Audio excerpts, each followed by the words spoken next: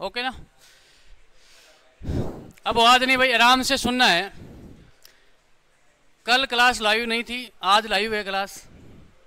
कल हमने आपके जो टॉपिक था बचा हुआ था इतिहास में महात्मा गांधी और जो आधुनिक जो भारत के जो राष्ट्रीय आंदोलन थे उनके बारे में हम बात कर रहे थे। हमने गांधी जी के बारे में, जीवन परिचय के बारे में बात की थी कि गांधी जी का जन्म कब हुआ था। 2 अक्टूबर 1869 में पोरबंदर गुजरात में गांधी जी का जन्म होता है। गांधी जी के पिता का नाम क्या था? करमचंद गांधी। गांधी जी का मूल नाम क्या था? मोहनदास। गांधी जी की माता का नाम क्या है? पुतली देवी, पुतली बाई। हाँ, और पत्नी का नाम है कस्तूरबा बाई। ठीक है ना। उसके बाद में गांधी जी इंग्लैंड का एक शहर है ना, वहां पे वकालत की शिक्षा प्राप्त करने के लिए, मैं प्रश्न पूछ रहा हूं कि गांधी जी वकालत की पढ़ाई करने के लिए इंग्लैंड कब गए थे? गांधी जी इंग्लैंड शिक्षा ग्रहण करने के लिए कब गए थे?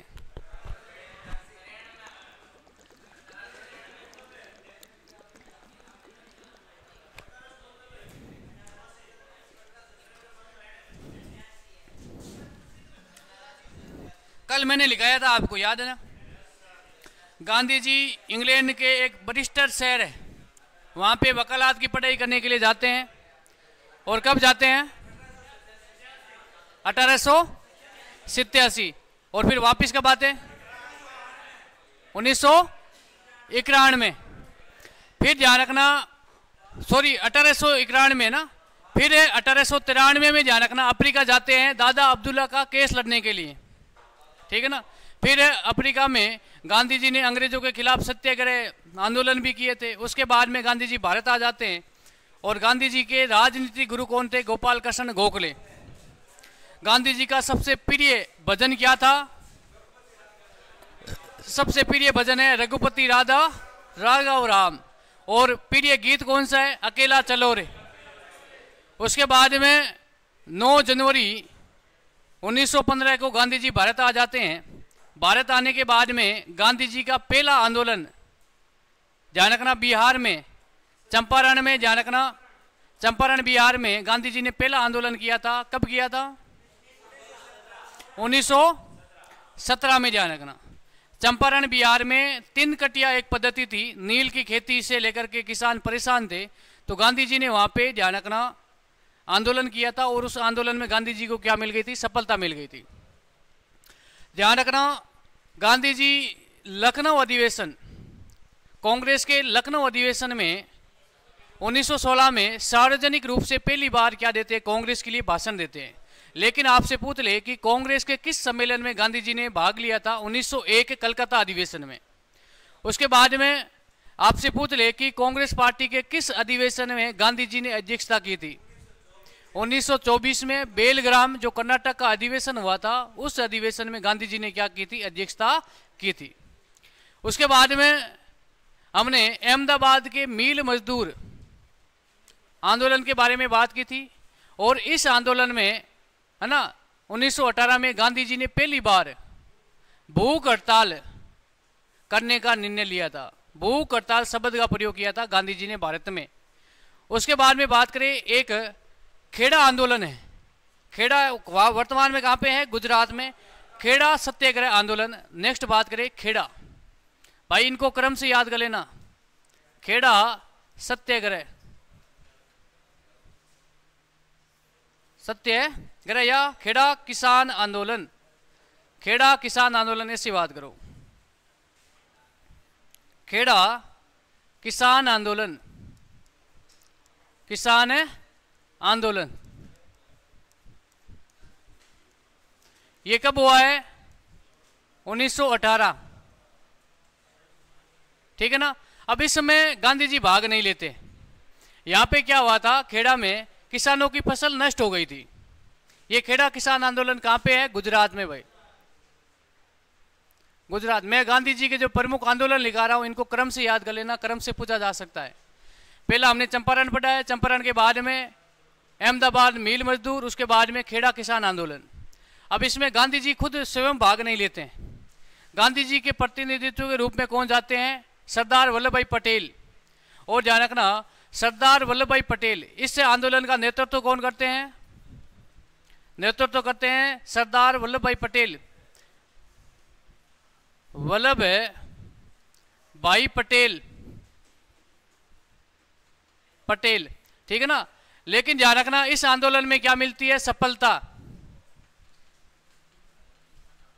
सफलता मिलती है। और इसी आंदोलन की वजह से ध्यान रखना, सरदार वल्लभ भाई पटेल को, ध्यान रखना, वल्लभ भाई पटेल को सरदार की उपाधि दी गई। सफलता मिलती है और वल्लभ भाई पटेल को, वल्लभ भाई पटेल को, पटेल को सरदार की उपाधि, सरदार की उपाधि दी गई, उपाधि दी गई। ध्यान रखना, यह प्रश्न पूछा जा सकता है कि गांधी जी के किस आंदोलन का नेतृत्व गांधी जी ने स्वयं ने नहीं किया था? खेड़ा किसान आंदोलन। खेड़ा किसान आंदोलन कब हुआ है? 1918। कब हुआ है? 1918। खेड़ा किसान आंदोलन का नेतृत्व किसने किया है? सरदार वल्लभ भाई पटेल। और भी सहयोगी थे, लेकिन महत्वपूर्ण नेतृत्वकर्ता कौन थे? सरदार वल्लभ भाई पटेल। और इस आंदोलन में सरदार वल्लभ भाई पटेल को सफलता मिल गई।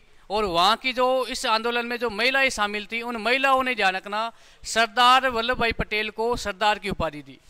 ठीक है ना, ठीक है ना, ये बात आप याद कर लेना। ठीक है ना। खेड़ा किसान आंदोलन क्रम से याद रखना है। पहला कौन सा है? चंपारण, चंपारण बिहार, ध्यान रखना, ये भी राज्य भी याद कर लेना। उसके बाद में अहमदाबाद, अहमदाबाद मिल मजदूर आंदोलन, ये कहाँ पे है? गुजरात में। ठीक है ना। आपसे पूछ ले, चंपारण किसान आंदोलन कब हुआ था? हाँ, 17। अहमदाबाद मिल मजदूर 1918 और खेड़ा किसान आंदोलन 1918। ध्यान रखना, ये बात आपको याद रखनी है। अब इसमें ध्यान रखना, आपसे पूछ ले कि कौन सा किसान आंदोलन, कौन सा किसान आंदोलन वास्तविक सत्याग्रह किसान आंदोलन माना जाता है? तो ध्यान रखना, जो ये खेड़ा किसान आंदोलन है, ये वास्तविक किसान सत्याग्रह आंदोलन, ध्यान रखना, ये आंदोलन है, आंदोलन प्रथम वास्तविक सत्याग्रह, सत्याग्रह किसान आंदोलन है, किसान आंदोलन है।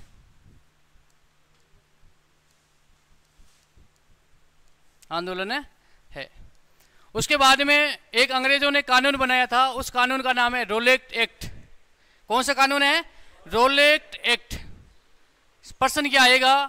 रोलेट एक्ट कब आया था? 1919। ये प्रश्न आते हैं नहीं आते? ऐसे प्रश्न आते हैं भाई, ये आधुनिक भारत का इतिहास है, यहां से प्रश्न पूछे जाएंगे। ठीक है ना। रोलेट एक्ट कब आया? 1919।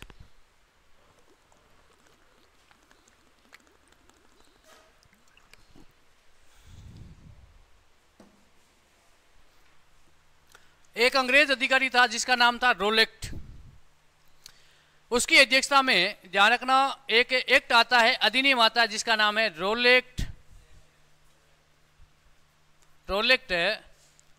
एक्ट या रोलेट अधिनियम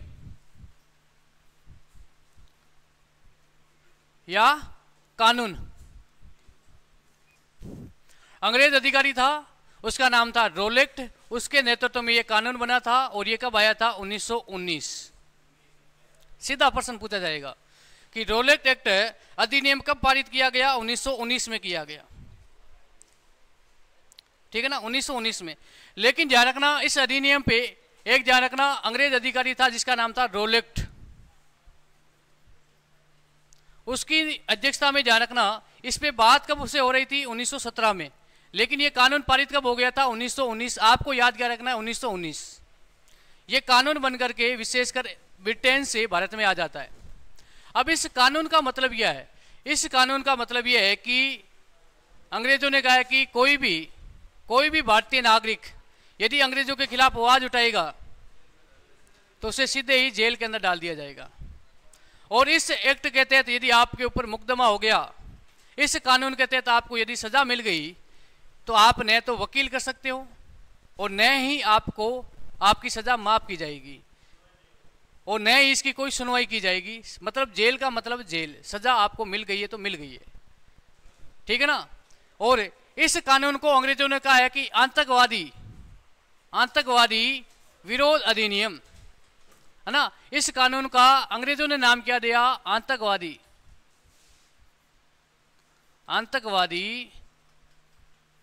अधिनियम। इसका अन्य नाम क्या है? आतंकवादी अधिनियम। अब इसका मुख्य उद्देश्य क्या था? इसका मुख्य उद्देश्य यह था कि जो भारत के जो क्रांतिकारी थे युवा, भगत सिंह, सुखदेव, राजगुरु, चंद्रशेखर आजाद, जो ये क्रांतिकारी है, इनको क्या करना? पकड़ना, और पकड़ने के बाद में इनको फांसी की सजा देना, इनका मुख्य उद्देश्य था।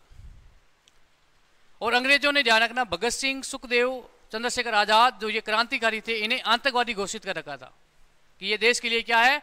आतंकवादी है, देश के लिए क्या है? खतरा है। तो इस एक्ट में ध्यान रखना, न तो आप वकील कर सकते हो, न इसमें कोई सुनवाई की जाएगी, ठीक है ना।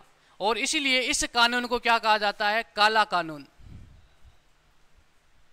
काला कानून।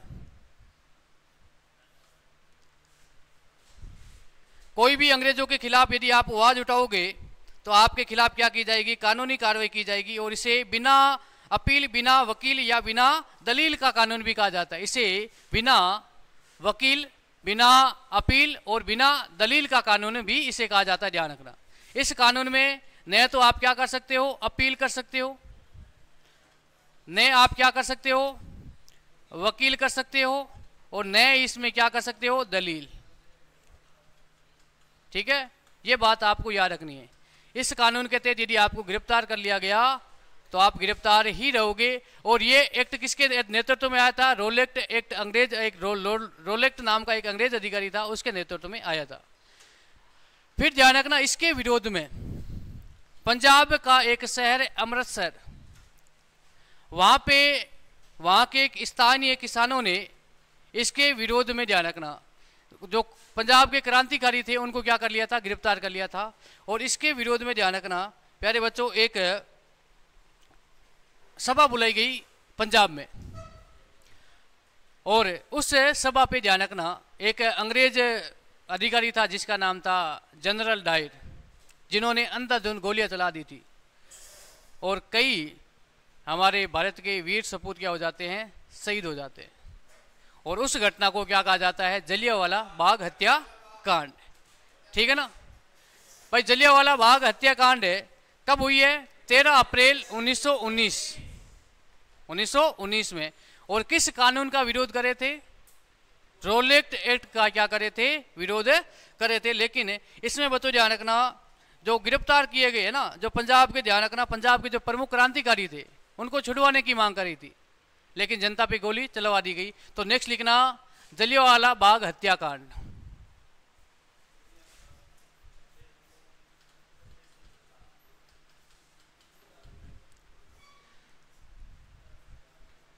जलियांवाला बाग हत्याकांड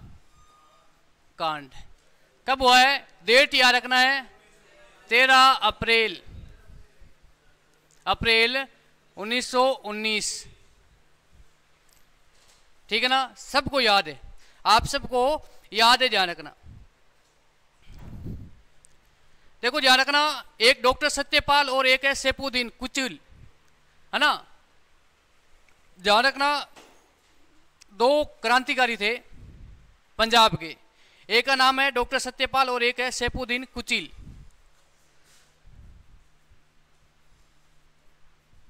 और सैफुद्दीन कुचिल, देखो नाम लिखने की आवश्यकता नहीं है, समझ लो आप। रोलेक्ट एक्ट के तहत डॉक्टर सत्यपाल और सैफुद्दीन कुचिल को गिरफ्तार कर लिया गया, जो पंजाब के महान क्रांतिकारी थे। इस रोलेक्ट एक्ट जो 1919 का आया था, इसके तहत और ध्यान रखना इनको गिरफ्तार कर लिया गया इस रोलेक्ट एक्ट के तहत। किसके एक्ट के तहत है? रोलेक्ट एक्ट। रोलेक्ट एक्ट के तहत इनको क्या किया गया? गिरफ्तार किया गया, गिरफ्तार किया गया। अब ध्यान रखना पंजाब में, ध्यान रखना अमृतसर है ना, अमृतसर है में एक स्थान है जलियांवाला।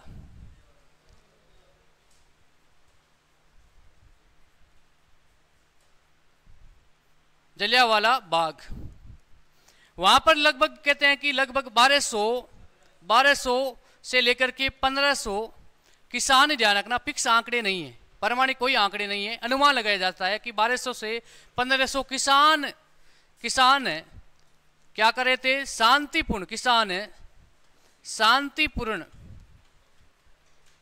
विरोध कर रहे थे। विरोध किसका? जो ये आपके डॉक्टर सत्यपाल और सैफुद्दीन को गिरफ्तार किया गया, इसका क्या कर रहे थे? विरोध कर रहे थे।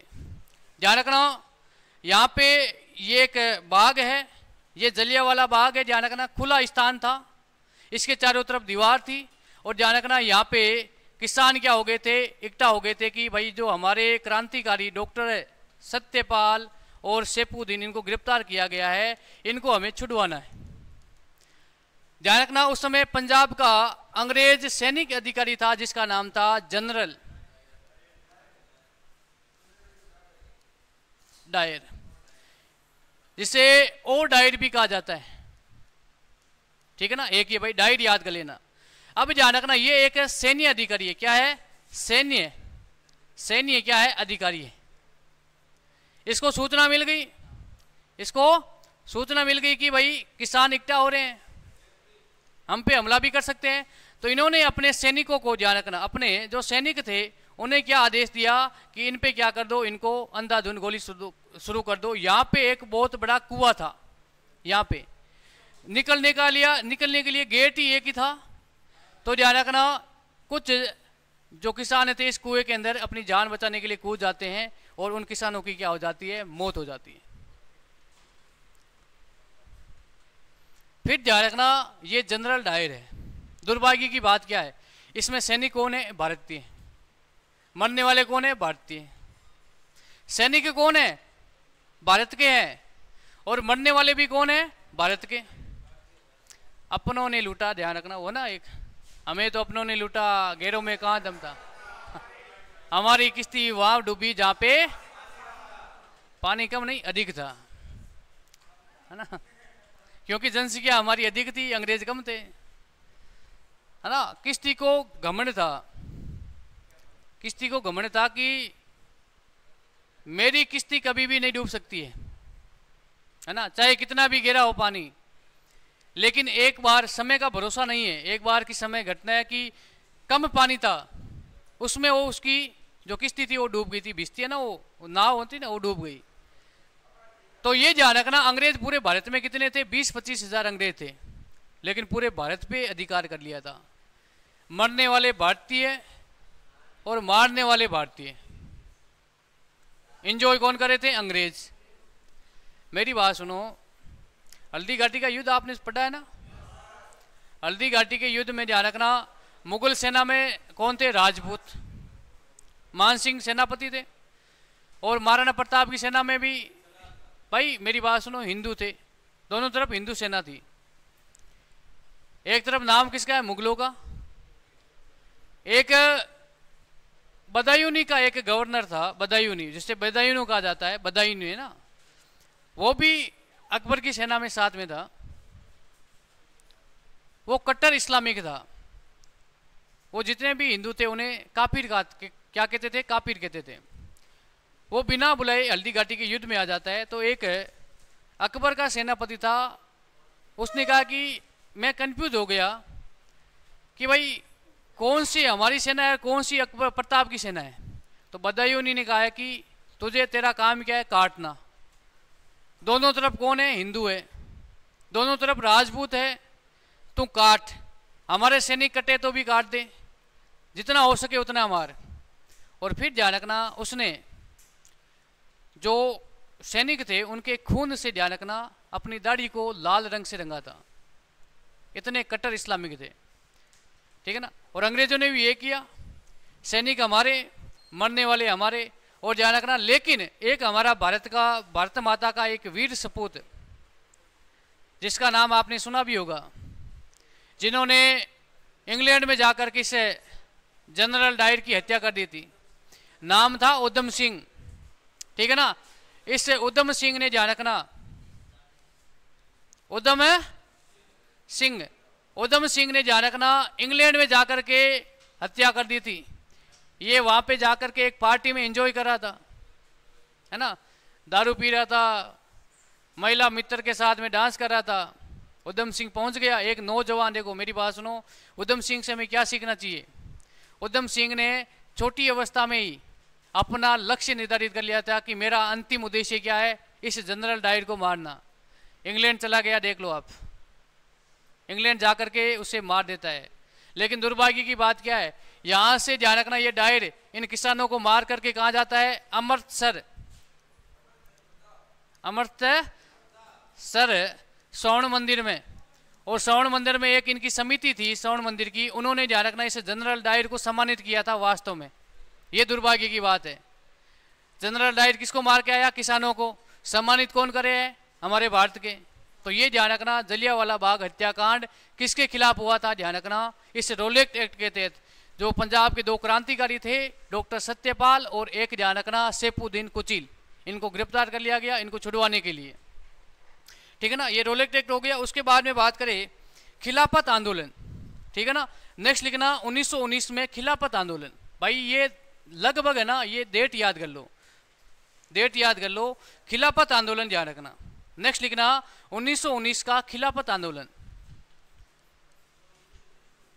1919 है खिलाफत आंदोलन, खिलाफत है आंदोलन। अब ध्यान रखना, खिलाफत आंदोलन के बारे में बात करें तो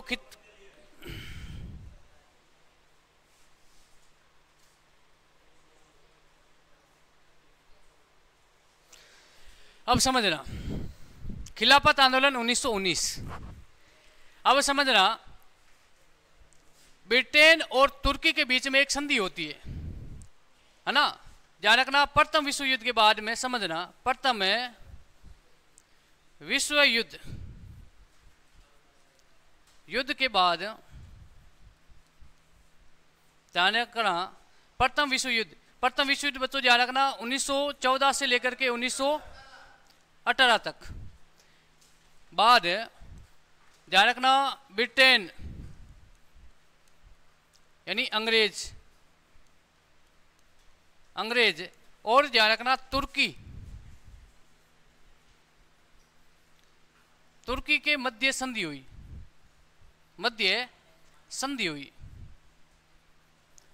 संधि का नाम है सीवर्स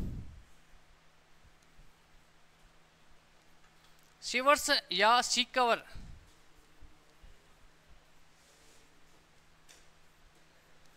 यह संधि होती है और इस संधि के तहत ध्यान रखना, जो इस्लामिक धार्मिक गुरुपद है, ध्यान रखना, सबसे ऊपर मानते ये अल्लाह को, अल्लाह के बाद में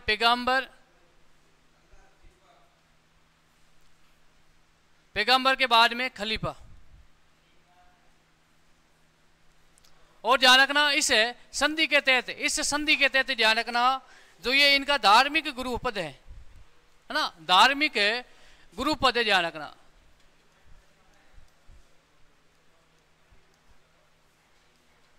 है ना, ये धार्मिक जो गुरुपद है, इसको क्या कर दिया था, समाप्त कर दिया था, ठीक है ना। इस संधि के तहत ध्यान रखना भाई, इस संधि के तहत ये धार्मिक गुरुपद क्या कर दिया था, समाप्त कर दिया था खलीफा। ये सुल्तान पद था, इसे क्या कर दिया था, समाप्त कर दिया था अंग्रेजों ने। और इसके खिलाफ पूरे वर्ल्ड में क्या हुआ था, खिलाफत आंदोलन शुरू हुआ था। और भारत में खिलाफत आंदोलन ध्यान रखना 1919 में, और इस आंदोलन में ध्यान रखना गांधी जी ने मुसलमानों का सहयोग किया था। ध्यान रखना, इस खिलाफत आंदोलन का, है ना, खिलाफत आंदोलन का ध्यान रखना सहयोग किसने किया था? गांधी जी ने। कौन सा नाम भाई? कौन सा? संधि क्या भाई? संधि लिख देना, सिसर्क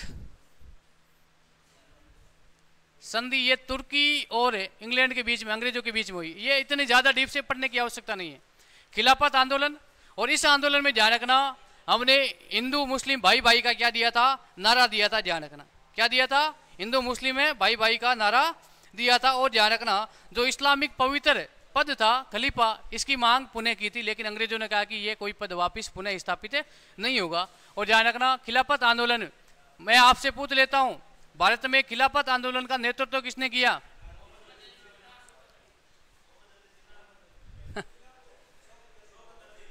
शौकत अली और मोहम्मद अली। अली बंधु ने, ध्यान रखना, इस आंदोलन का नेतृत्व किसने किया? नेतृत्व है, इतना याद कर लेना, अली बंधु। अली बंधु दो भाई थे, एक का नाम था मोहम्मद अली, मोहम्मद है अली, और एक है शौकत, शौकत है अली। ये दोनों भाई थे, इसे अली बंधु कहा जाता है ना? ध्यान रखना। उसके बाद में बात करें, इसमें हिंदुओं की तरफ से भाग किसने लिया था? गांधी जी ने। हिंदू की तरफ से गांधी जी ने भाग लिया था, और गांधी जी ने कहा कि हिंदू मुस्लिम है भाई भाई। ठीक है ना? तो ये खिलाफत आंदोलन है, नेतृत्व किसने किया था? अली बंधु यानी शौकत अली और मोहम्मद अली ने। और ये बात आपको याद रखनी। ठीक है ना? उसके बाद में एक ध्यान रखना, एक आंदोलन होता है खिलाफत आंदोलन के बाद में एक अधिनियम आता है 1919 भारत शासन अधिनियम, है ना? 1919 भारत शासन अधिनियम, एक अंग्रेजों ने एक अधिनियम लेके आए थे जिसका नाम है मोंटेस्क्यू जेम्सफोर्ड सुधार अधिनियम, है ना? इसे अगस्त अधिनियम भी कहा जाता है।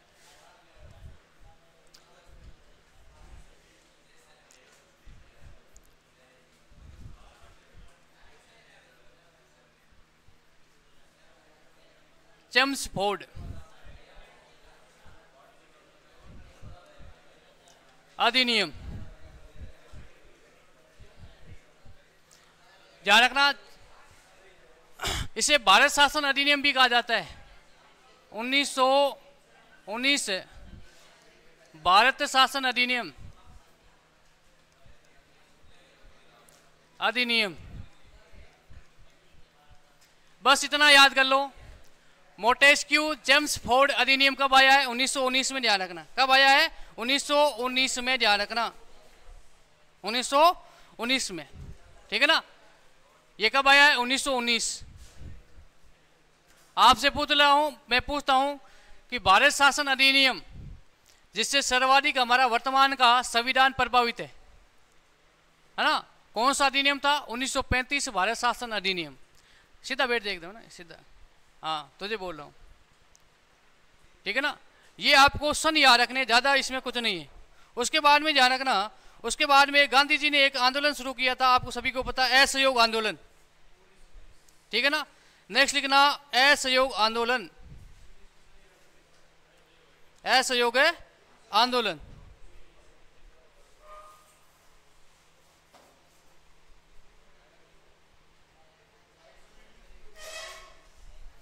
लिखना असहयोग आंदोलन। भाई असहयोग आंदोलन कब शुरू हुआ है? Very good.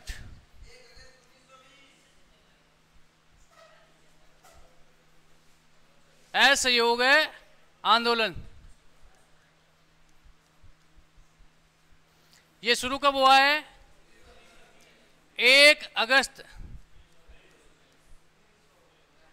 1920।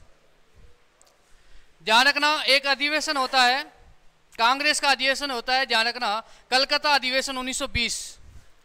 ध्यान रखना, कलकत्ता अधिवेशन 1920 है, कलकत्ता अधिवेशन। ये कांग्रेस का अधिवेशन है, कांग्रेस पार्टी का अधिवेशन है, और इस अधिवेशन में ध्यान रखना असहयोग आंदोलन की स्वीकृति मिली।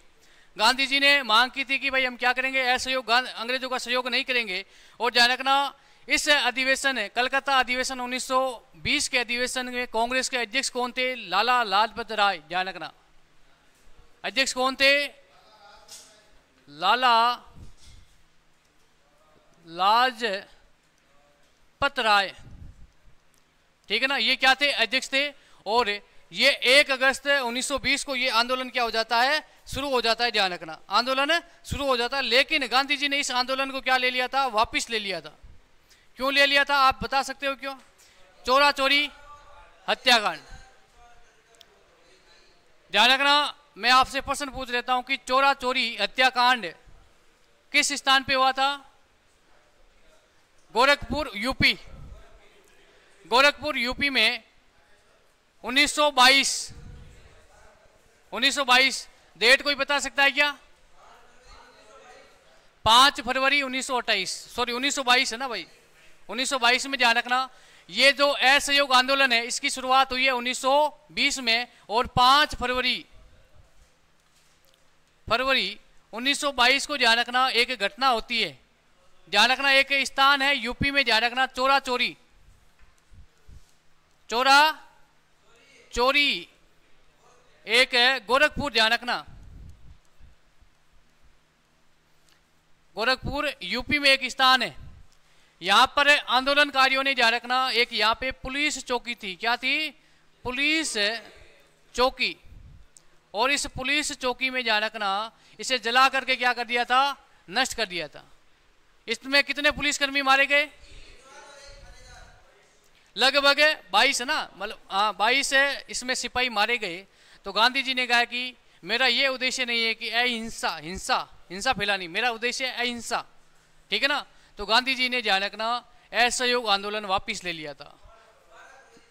ठीक है ना, 5 फरवरी की घटना होती है। और गांधी जी, ध्यान रखना, इस आंदोलन को समाप्त कब करते हैं? 12 फरवरी 1922 को असहयोग आंदोलन, सहयोग आंदोलन समाप्त होता है। गांधी जी ने कहा कि अब असहयोग आंदोलन नहीं करेंगे। ठीक है ना, गांधी जी ने कहा कि मेरा उद्देश्य क्या है? अहिंसा। लेकिन ये क्या हो गई है? हिंसा हो गई है। ठीक है ना, पुलिस कर्मियों को नहीं मारना चाहिए। गांधी जी इतने देखो शांति प्रिय थे। गांधी जी ने कहा कि अंग्रेज हमें मारे तो मारे, है ना, अंग्रेज हमें मारे तो मारे, लेकिन हमें अंग्रेजों को नहीं मारना है। तभी तो क्रांतिकारियों ने विरोध किया था गांधी जी का। मेरी बात सुनो, गांधी जी की विचारधारा अलग थी, लेकिन उस समय की बात करें, मुझे बात बताओ, मैं बोलूं कि आप किसी से लड़ाई नहीं करोगे, और आप पे कोई हाथ उठा ले या आपको कोई मार दे तो आप उससे प्यार से बात करोगे। भाई 1 बार कर लेते हैं, 2 बार, फिर तो गुस्सा आएगा या नहीं आएगा, है ना। लेकिन गांधी जी ने, मेरी बात सुनो, अब यहाँ पे गलती किसकी है? पुलिस कर्मियों की। जो पुलिस कर्मचारी थे उनकी गलती थी। और मरने वाले पुलिस कर्मचारी कौन थे? भारत के। हम वफादार ज्यादा है, हम क्या है? वफादार ज्यादा है। और इसी कारण है, आपको पता है कि ये वफादारी लेकर के डूब गई, है ना। पहले तो विदेशी कंपनियां आ जाती है, पहले राजवंश आ जाते हैं, क्योंकि आपको पता है कि सामंत वर्ग ने, राज वर्ग ने, ध्यान रखना, अंग्रेजों का साथ दिया था। और इसी कारण हमारा देश गुलाम रहा कई वर्षों तक। देख लो आप, है ना, पूरे अंग्रेज 20-25 हजार, और हमारे देश की जनसंख्या थी उस समय लगभग 40 करोड़, है ना। ऐसे फूंक मारे ना तो ये अंग्रेज उठ के इंग्लैंड चले जाते हैं, लेकिन हम वफादार थे। ठीक है ना। तो ये 12 फरवरी 1922 को असहयोग आंदोलन क्या कर दिया था? गांधी जी ने समाप्त कर दिया था। ध्यान रखना। और ध्यान रखना, गांधी जी ने केसरे हिंद की उपाधि क्या की थी? त्याग दी थी। ठीक है ना। नेक्स्ट लिखना, एक भाई इसमें नोट लगा के लिख देना, इस आंदोलन के दौरान, इस आंदोलन के दौरान गांधी जी ने ध्यान रखना, गांधी जी ने केसर ए हिंद और कौन सी उपाधि थी, है ना, एक रविंद्रनाथ टैगोर ने नाइटहुड, है ना, और एक जमनालाल बजाज ने राय बहादुर की उपाधि त्याग दी थी। ध्यान रखना, केसर ए हिंद वे अंग्रेजों के सम्मान त्याग दिए, अंग्रेजों के जितने भी गांधी जी को सम्मान दिए थे ना, सबको क्या किए थे, गांधी जी ने त्याग दिए थे। और एक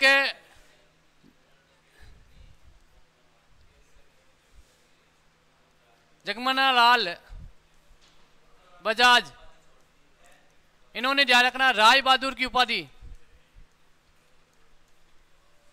राय बहादुर की उपाधि क्या की थी, त्याग दी थी। और रविंद्रनाथ टैगोर ने नाइटहुड की क्या की थी, उपाधि को भी त्याग दिया था। ये बात आपको याद रखनी।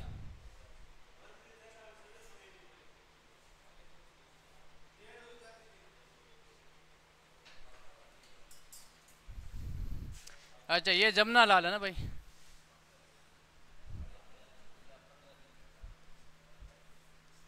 जमनालाल बजाज ने राय बहादुर की उपाधि त्याग दी थी, गांधी जी ने केसर ए हिंद की उपाधि त्याग दी थी। ये बात आपको याद रखनी, ठीक है ना।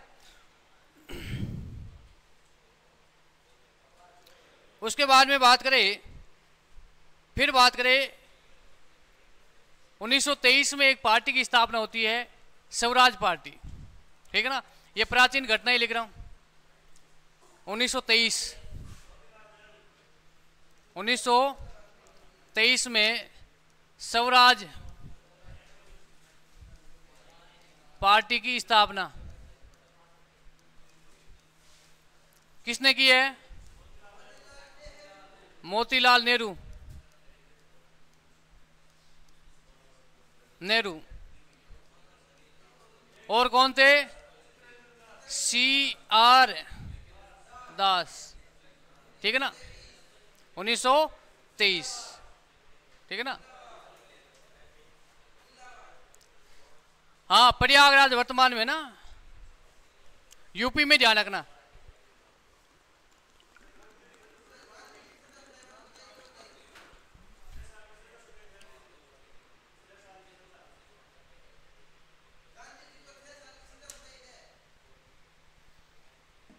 गांधी जी कितने वर्ष जेल में रहे, गांधी जी को कौन सी उपाधि दी, गांधी जी चल रहा अभी है ना, गांधी जी की लास्ट में है ना, गांधी जी की मृत्यु होगी ना, तो गांधी जी पूरा सारांश आ जाएगा इसमें। बीच में जितनी भी घटनाएं साथ में लेके चल रहा हूं मैं, सिर्फ सुनो मेरी बात। अब गांधी जी, मेरी बात सुनो, गांधी जी फिर जेल के अंदर गांधी जी को डाल दिए जाते हैं, लेकिन गांधी जी की स्वास्थ्य खराब होने के कारण गांधी जी को 6 वर्षों की सजा सुनाई जाती है। लेकिन गांधी जी ने बीच में भूख हड़ताल की तो गांधी जी को पहले ही बाहर निकाल देते हैं, फिर गांधी जी को पुनः पकड़ लेते हैं, है ना। गांधी जी की लगभग 3 बार जेल के अंदर जा चुके, ठीक है ना। उसके बाद में जब गोलमेज सम्मेलन होते हैं तो गांधी जी को समझाया जाता है, लेकिन गांधी जी पर एक गोलमेज सम्मेलन में भाग लेते हैं, लेकिन उसके बाद में गांधी जी ने गोलमेज सम्मेलनों का बहिष्कार कर दिया था, ठीक है ना। एक एक घटना चल रही है। अब 23 हो गई, अब 24 में ध्यान रखना, गांधी जी ने कांग्रेस पार्टी की क्या की थी, अध्यक्षता की थी, ठीक है ना। 1924, ठीक है ना। बेल ग्राम अधिवेशन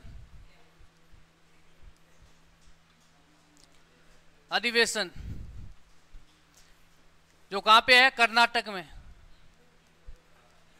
ठीक है ना। कब हुआ है, 1924 में। गांधी जी प्रथम बार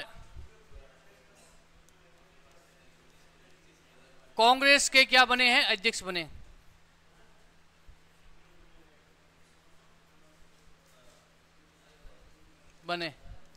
ठीक है ना। एक बार ही बने भाई, एक बार ही गांधी जी बने थे।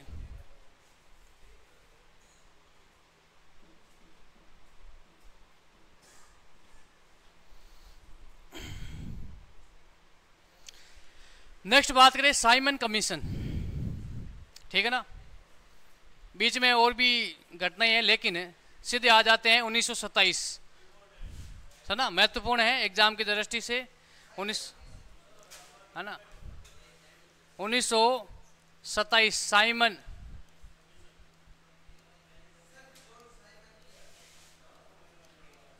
साइमन कमीशन, ठीक है ना। अब साइमन कमीशन भारतीय लोगों को समझाने के लिए आते हैं, ध्यान रखना। 8 नवंबर 1927 को साइमन कमीशन नामक एक संगठन यानी समिति का गठन किया जाता है ब्रिटेन में, इंग्लैंड में, ठीक है ना। 8 नवंबर, ध्यान रखना इसका गठन कब किया गया है, 8 नवंबर 1927 को, ध्यान रखना, एक समिति का गठन किया गया, ठीक है ना। समिति का गठन किया गया कहाँ पे, इंग्लैंड में, इंग्लैंड में। और इस समिति के अध्यक्ष कौन थे, साइमन नामक एक व्यक्ति थे, अंग्रेज अधिकारी थे, और उसी के नाम पे ध्यान रखना। अरे सर लगाना जरूरी है क्या, है? साइमन याद कर लो ना शॉर्टकट में। साइमन कौन है, साइमन ये सर क्या है ना। तो ध्यान रखना समिति का गठन किया गया, और इस समिति का उद्देश्य था कि भारत में राजनीतिक सुधार किया जाए, भारत में राजनीतिक सुधार किया जाए। जो आपको पता है कि 1919 भारत शासन अधिनियम, है ना, मोंटेस्क्यू जेम्सफोर्ड अधिनियम और जो रोलेक्ट एक्ट है, इसको सुधार करने के लिए ध्यान रखना, इसका उद्देश्य क्या था, भारत में राजनीतिक सुधार करना। देखो उद्देश्य आपसे नहीं पूछा जाएगा, राजनीतिक सुधार करना, सुधार करना। लेकिन ध्यान रखना इसका विरोध किया गया। क्यों किया गया, क्योंकि जो ये समिति बनाई गई है इसमें एक भी भारतीय व्यक्ति शामिल नहीं था। अब अंग्रेजों को क्या पता है कि भारत में क्या कमी है। भाई भारतीय जो स्थानीय नागरिक है यदि समिति में शामिल होते तो भारत की राजनीतिक स्थिति सुधारी जा सकती है। लेकिन हम इंग्लैंड से आते हैं भारत में अंग्रेज, और उनको क्या पता है कि भारत की वास्तविक स्थिति क्या है। तो भारत में साइमन कमीशन का विरोध किया गया, गो बैक गो, है ना, साइमन गो बैक गो, ये नारा दिया गया। और आपको पता है कि इस आंदोलन के दौरान लाहौर में इसका विरोध किसने किया था, लाहौर में लाला लाजपत राय ने नारा दिया था, go back go, Simon go back go. और लाला लाजपत राय पे यहाँ पे लाठिया चार्ज से ध्यान रखना वो घायल हो जाते, और लाला लाजपत राय की क्या हो जाती है, मृत्यु हो जाती। तो इसमें एक लिख देना भाई, नोट लगा के लिखना।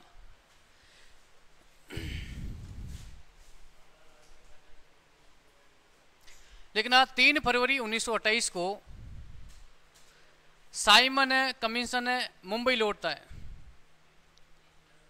3 फरवरी 1928 को ये साइमन कमीशन भारत आता है, ध्यान रखना, है ना। साइमन कमीशन मुंबई आता है, फिर ये वापस चला जाता है, फिर ये मार्च में वापस आता है, मार्च 1928 में ये वापस आता है, ध्यान रखना। साइमन कमीशन ये भारत 2 बार आता है। इसका गठन कब किया गया है, 1927 में, ध्यान रखना, गठन किया गया है, ठीक है ना। 3 फरवरी 1928 को पहली बार भारत आता है, फिर मार्च में वापस, ये फरवरी में आकर के वापस इसका विरोध किया गया, वापस चला जाता है, फिर मार्च में वापस आता है। लेकिन आप क्या रखोगे याद है कि साइमन कमीशन 1927 याद कर लेना। और ज़्यादा ही आपसे पूछ ले कि साइमन कमीशन भारत कब आया है, तो 1928 में आया है, ठीक है ना। अब ध्यान रखना इसमें नोट में लिखो साइमन कमीशन का विरोध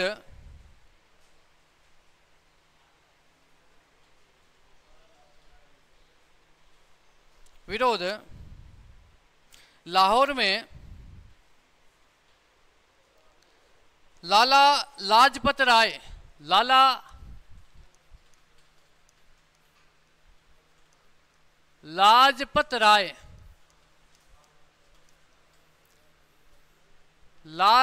ना, लाला लाजपत राय ने किया।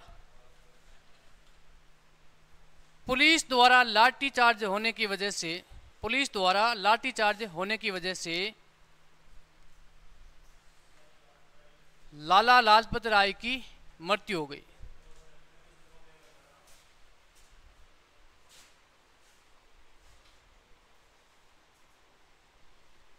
लाला लाजपत राय की मृत्यु हो गई। अब एक कथन लिखना, लाला लाजपत राय का कथन,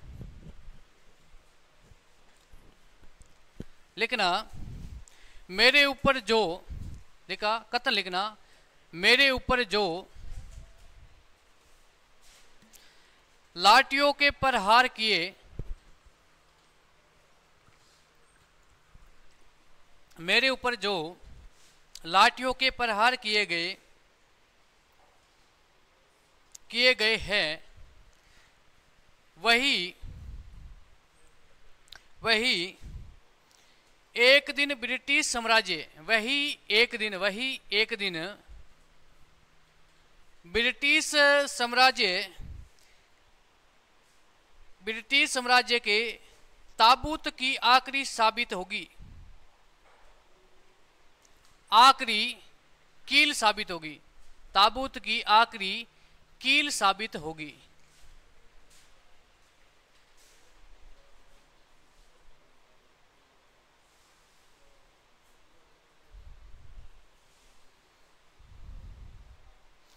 लेकिन मोतीलाल नेहरू ने लाला लाजपत राय को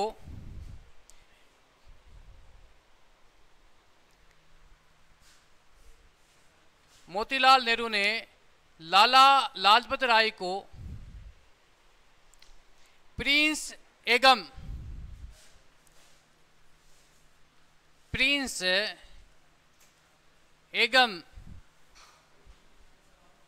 मेकर्स की संज्ञा दी, है ना, संज्ञा दी जाएगा। मोतीलाल नेहरू ने कहा कि ये हमारे लाला लाजपत राय क्या है, प्रिंस एगम मेकर्स, ठीक है ना। उसके बाद में साइमन कमीशन के बाद में आती है नेहरू रिपोर्ट।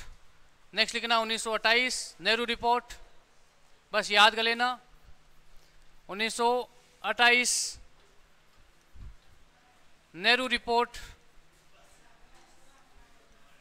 ठीक है ना। प्यारे बच्चों ध्यान रखना, इस नेहरू रिपोर्ट के अध्यक्ष कौन थे? मोतीलाल नेहरू,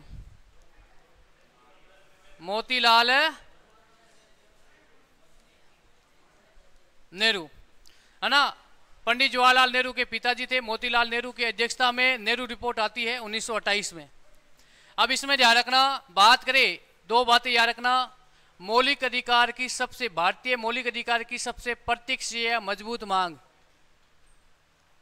मौलिक अधिकारों की शॉर्टकट में लिख रहा हूं मैं, आप अपने हिसाब से लिख देना।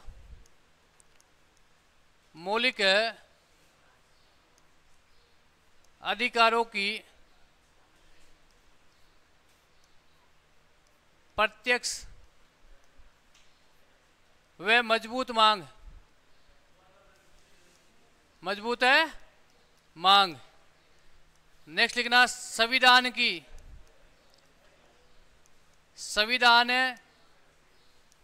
प्रत्यक्ष व मजबूत मांग।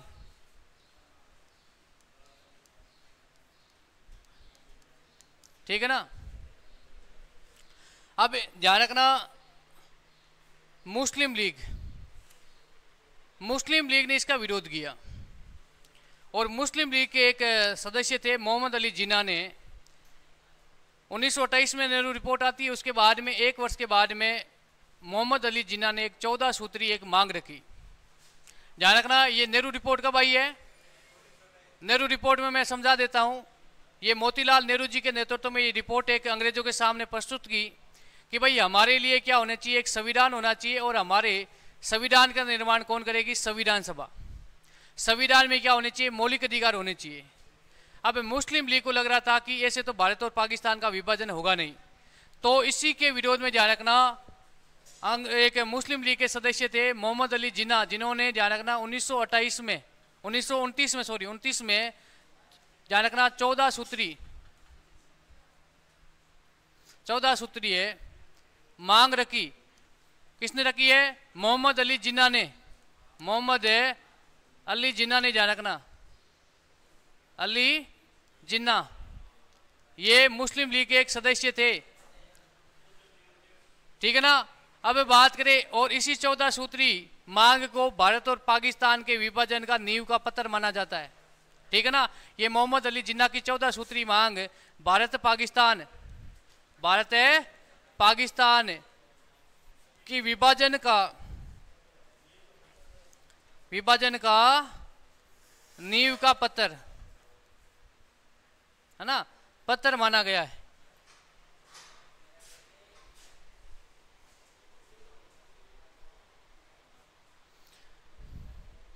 नेक्स्ट लिखना लाहौर अधिवेशन। लाहौर अधिवेशन, लाहौर अधिवेशन कब हुआ है? 1929। 1929 लाहौर अधिवेशन।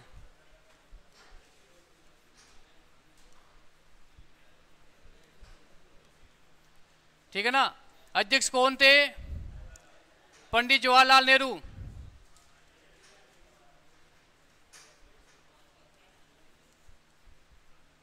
नेहरू। ठीक है ना। और इस अधिवेशन में पूर्ण स्वराज की मांग की है।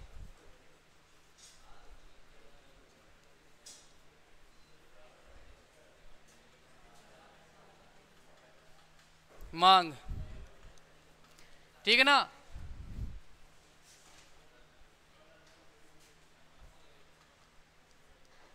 स्वराज, ठीक है ना। पूर्ण स्वराज की क्या की है? मांग की है। ठीक है ना। और इसमें भी ये एक समझना, इसमें ये मामला लिया गया कि कांग्रेस पार्टी ने कहा कि प्रति वर्ष 26 जनवरी को हम क्या मनाएंगे? स्वराज दिवस या स्वतंत्रता दिवस मनाएंगे। क्या मनाएंगे? स्वतंत्रता दिवस है। और ध्यान रखना, प्रति वर्ष 26 जनवरी को हम राष्ट्रीय ध्वज तिरंगा को क्या करेंगे? फहराएंगे। ठीक है ना। तो इसमें लिखना भाई, एक लाइन लिख देना, लिखना लाहौर अधिवेशन में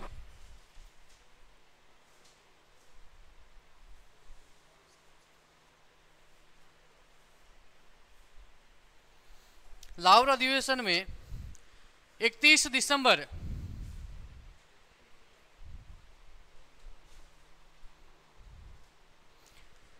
1929, 31 दिसंबर 1929, 31 दिसंबर 1929 को स्वाधीनता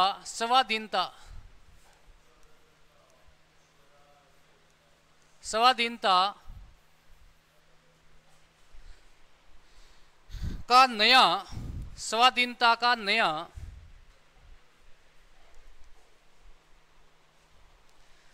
स्वीकृत तिरंगा झंडा लहराया गया। स्वीकृत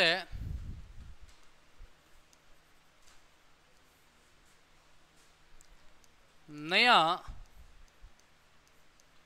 तिरंगा झंडा लहराया गया। ठीक है ना। लिखना, एक नोट लगा के लिखना, नोट लिखना, नोट में लिखना भाई, यहां से प्रश्न आ सकता है। आपसे पूछ ले कि पहली बार आपसे पूछ ले कि पहली बार या प्रथम बार स्वाधीनता दिवस कब मनाया गया? लिखना प्रथम बार स्वाधीनता दिवस, प्रथम बार स्वाधीनता दिवस 26 जनवरी 1930 को घोषित किया गया।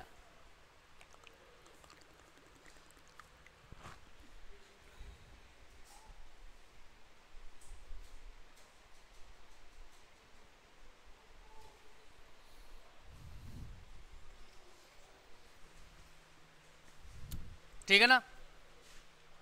स्वाधीनता का मतलब समझते हो ना? ऐसा कोई बच्चा है जिसको नहीं समझता है? हाथ खड़े करना एक बार, ईमानदारी से बताना। यहां पे बार बार शब्द आ रहा है स्वाधीनता।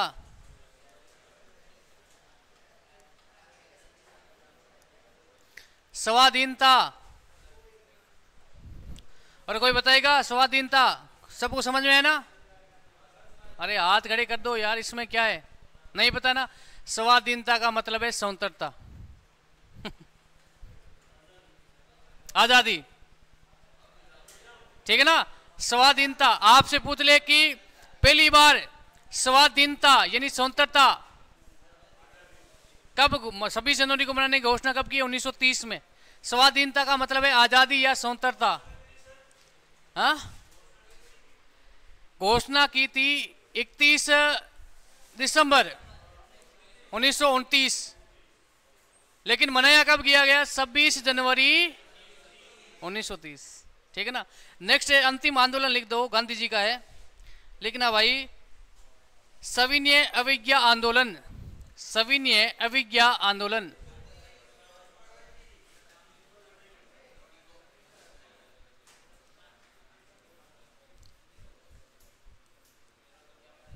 सविनय अवज्ञा आंदोलन,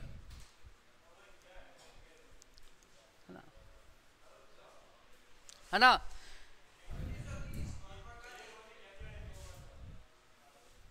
अवज्ञा है ना भाई, ले अवज्ञा, ठीक है ना।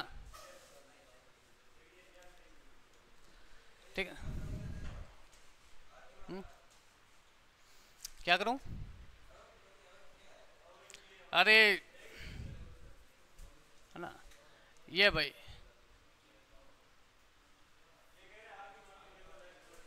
आगे लगाऊं, अवज्ञा करूं?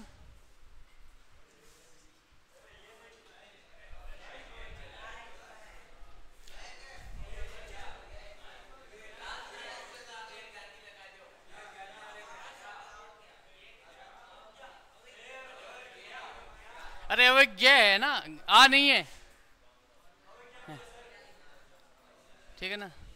मैंने सोचा क्या हुआ, अवज्ञा है ना, ध्यान रखना, सही नाम है अवज्ञा, ठीक है ना ये, ठीक है ना। अब ये आंदोलन शुरू कब हुआ है? 1930, ठीक है ना। तो लिख देना 1930, 30। और गांधी जी किसके नेतृत्व में? गांधी जी ने। और गांधी जी ने कहा कि अब हम आपकी आज्ञा नहीं मांगेंगे।